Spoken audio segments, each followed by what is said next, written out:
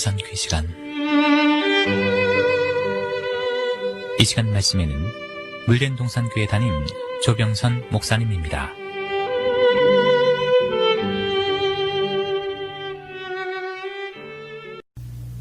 할렐루야, 평안하셨는지요? 오늘은 지금은 기도할 때입니다. 네 번째 시간으로 마태복음 종말장 마지막 결론이 말씀, 때를 따라 양식을 나눠줄 종에 대해 과연 나는 하나님께 보내심을 받아 때를 따라 양식을 나눠주는 종으로 예비되었는가? 나는 과연 때를 따라 양식을 나눠주는 목회자의 제자가 되어 하나님의 말씀의 인을 받아 다섯째 나팔 재앙 전에 많은 사람들을 주께 돌아오게 하는 성도로 변화받고 있는가? 여러분, 이것을 재점검하고 이것에 준비되기 위해 정말 자복하고 기대할 때가 아닌가 생각합니다. 하나님께서 우리 인생에게 때를 주신 것은 때에 맞는 삶의 중요성을 강조하시기 위해서였습니다. 종말을 사는 주의 종들아, 충성되고 지혜로운 종이 되어 주인에게 그 집사람을 맡아 때를 따라 양식을 나눠줄 자가 누구뇨? 이렇게 말씀하시며 때를 찾아 양식을 나눠주는 종들을 찾으십니다. 성도들에게는 성도들아, 때를 따라 양식을 전해주는 충성된 종을 찾아 그로부터 불로 연단된 금을 사서 부유하게 하라. 흰옷을 사서 입어 벌거벗은 수치를 보이지 말라. 안약을 사서 눈에 발라보게 하라 말씀하십니다.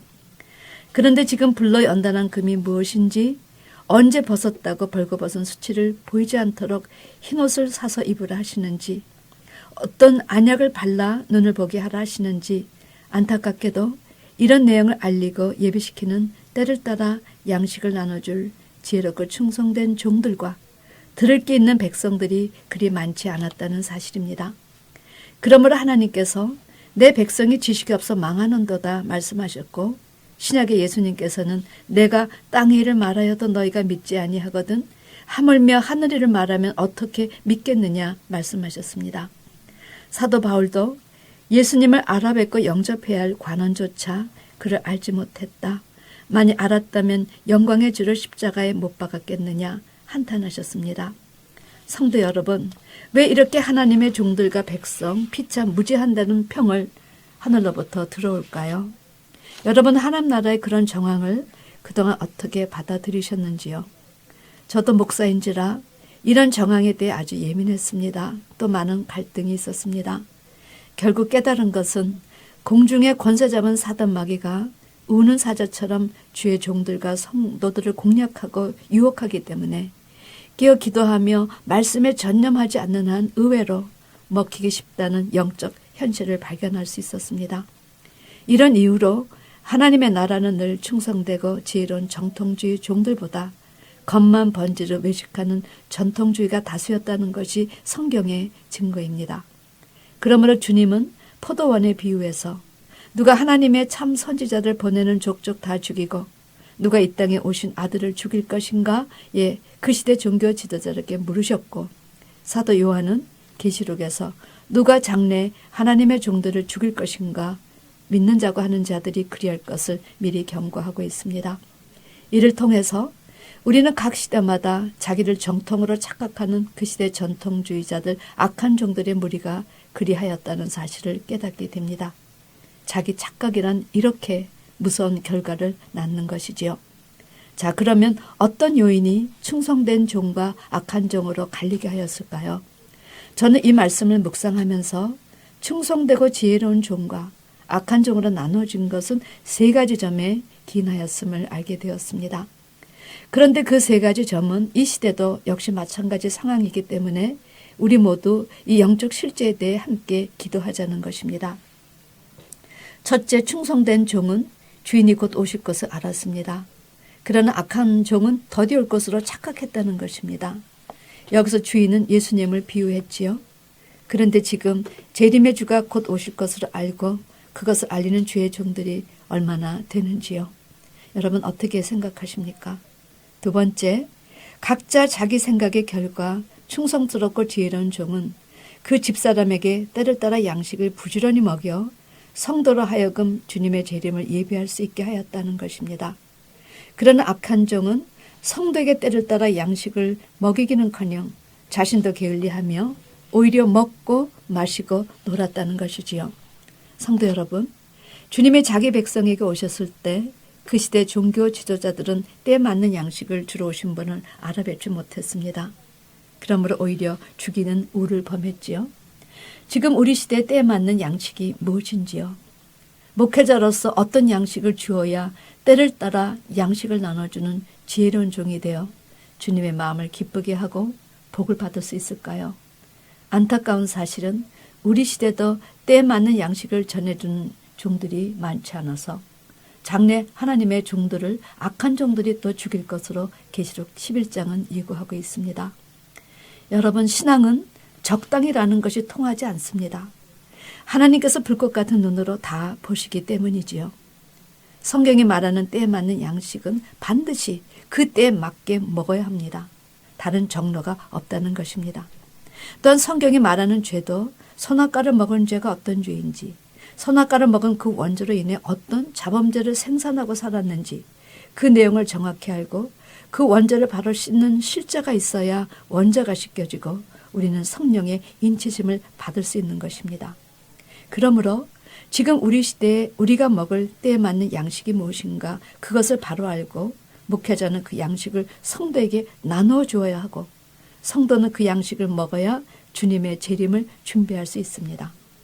그런데 지금 성경의 마지막 복음인 영원한 복음 계시록을 통해서 주님께서 오시기 전 7년 대환란의 내용을 전하여 예비시키는 주의 종들이 얼마나 되는지요. 이제 우리는 이런 내용을 실제로 전환시키는 그런 영적 하루를 맞이해야 합니다. 세 번째, 충성스러운 종은 성도를 주인의 사람으로 여겨 충성스럽게 섬겼습니다.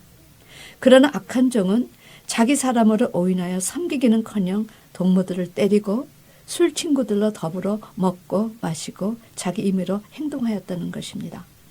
그런데 성도 여러분, 충성스러운 종의 성도를 주인의 사람으로 여겨 충성스럽게 섬긴 것에 반해 악한 종들은 동무들을 때리고 술 친구들로 더불어 먹고 마시고 하였다는데 정말 악한 종들이라고 묘사된 목회자들이 이렇게 성도들을 정말 때리고 술 친구들로 더불어 먹고 마시고 방종하였다는 의미일까요?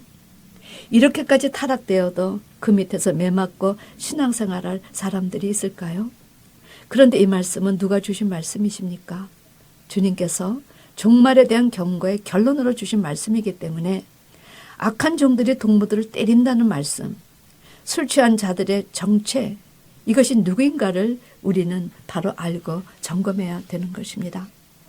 그런데 구약의 하박국 선지자는 이제 장래 누구와 더불어 한패가 돼서 술을 즐기고 세상을 휘어잡으며 망둥이처럼 뛸 것인가에 대해 하박국 2장에서 이렇게 경고했습니다.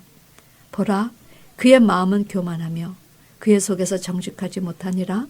그는 술을 즐기며 괴율하며 교만하여 가만히 있지 아니하고 그 욕심을 음부처럼 넓히며 또 그는 사망 같아서 족한 줄을 모르고 자기에게로 만국으로 모으며 만민을 모으나니.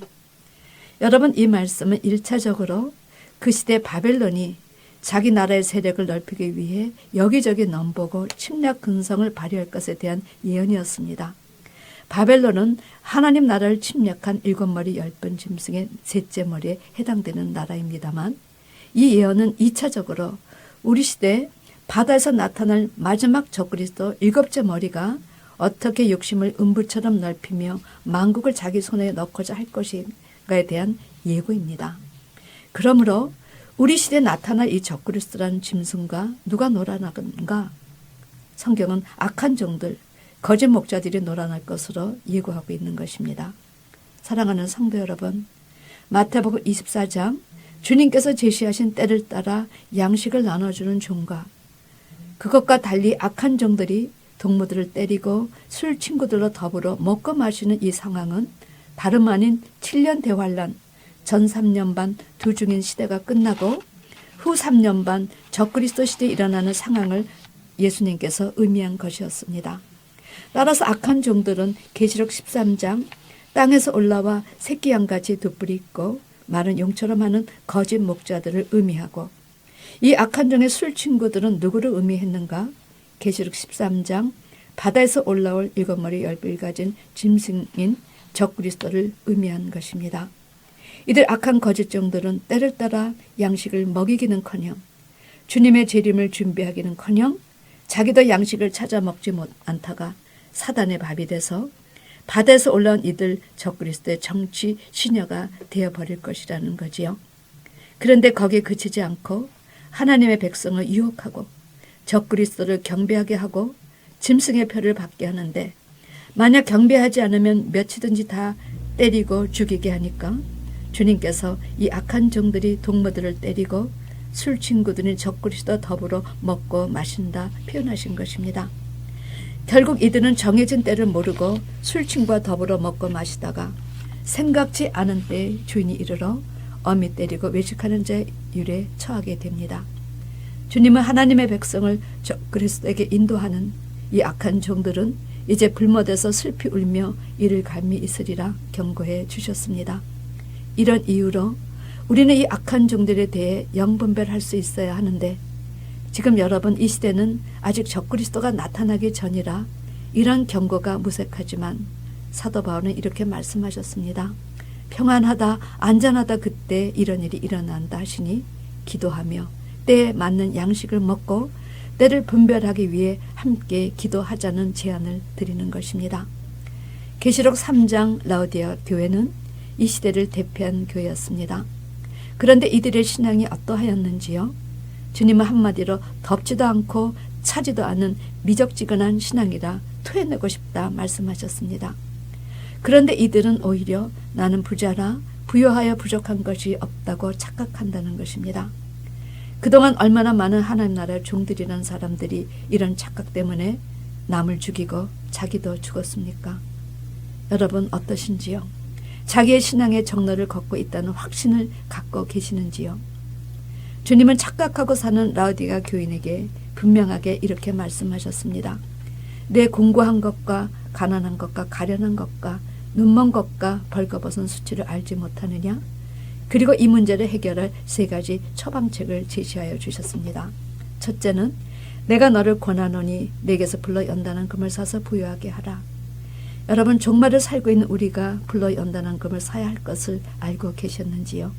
두 번째, 흰옷을 사서 입어 벌거벗은 수치를 보이지 않게 하라. 여러분 성도의 삶에 우리의 벌거벗은 수치를 가릴 흰옷을 사서 입어야 한다는 사실을 알고 계셨는지요?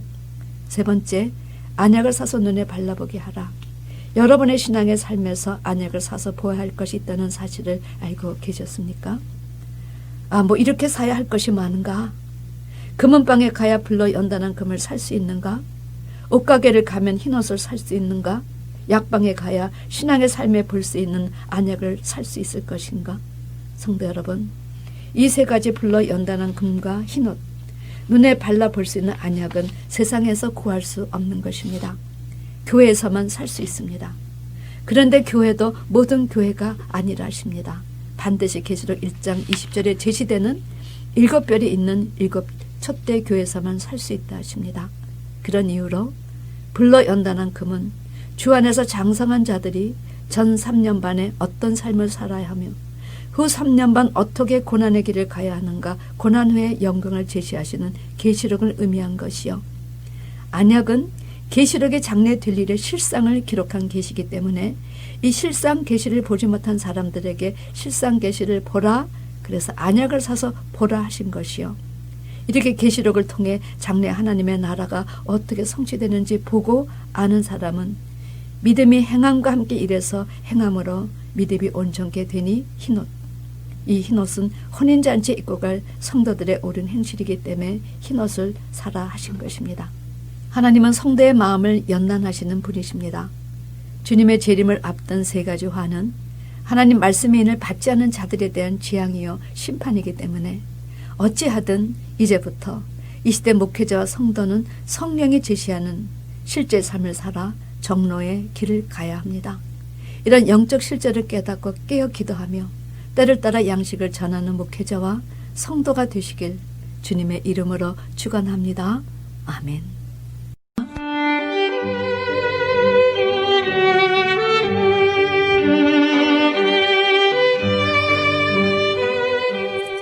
지금까지 말씀에 물된 동산교회 담임 조병선 목사님이었습니다.